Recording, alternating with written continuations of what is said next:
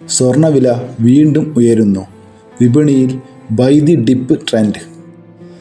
ചാഞ്ചാടിക്കളിച്ച സ്വർണ്ണവില വീണ്ടും പുതിയ ഉയരത്തിലേക്ക്.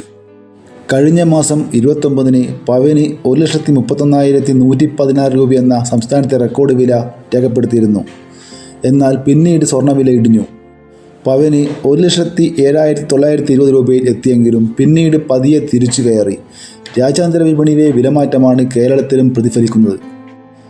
ഇന്ന് സംസ്ഥാനത്ത് ഗ്രാമിന് 205 രൂപ വർദ്ധിച്ച് 14,560 രൂപയിലെത്തി. പവൻ വില 1,640 രൂപ കൂടി 1,16,480 രൂപയിലുമെത്തി. രാജ്യാന്തര വിപണിയിൽ സ്വർണ്ണവില നിലവിൽ $5,000 മുകളിലാണ്. കനം കുറഞ്ഞ ആഭരണങ്ങൾ നിർമ്മിക്കാൻ ഉപയോഗിക്കുന്ന 18 കാരറ്റ് സ്വർണം ഗ്രാമിന് 12,035 രൂപയാണ് വില.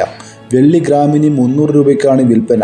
സംസ്ഥാനത്തെ ചില ജ്വല്ലറികളിൽ ഗ്രാമിന് 11,965 രൂപയ്ക്കും 18 കാരറ്റ് സ്വർണം വിൽക്കുന്നുണ്ട്. ഇന്നത്തെ വിലയിൽ സംസ്ഥാനത്തെ ജ്വല്ലറികളിൽ നിന്ന് 1 പവൻ സ്വർണം വാങ്ങാൻ 10% പണിക്കൂലിയും നികുതിയും ഹോൾമാർക്കിംഗ് ചാർജും ചേർത്ത് 1,32,000 രൂപയെങ്കിലും വേണ്ടിവരും. സാധാരണ 3 മുതൽ 30% വരെയാണ് സ്വർണത്തിന് പണിക്കൂലി ഈടാക്കുന്നത്. സ്വർണ്ണവിലയും പണിക്കൂലിയും ചേർന്ന തുകയ്ക്ക് 3% GSTയും നൽകണം.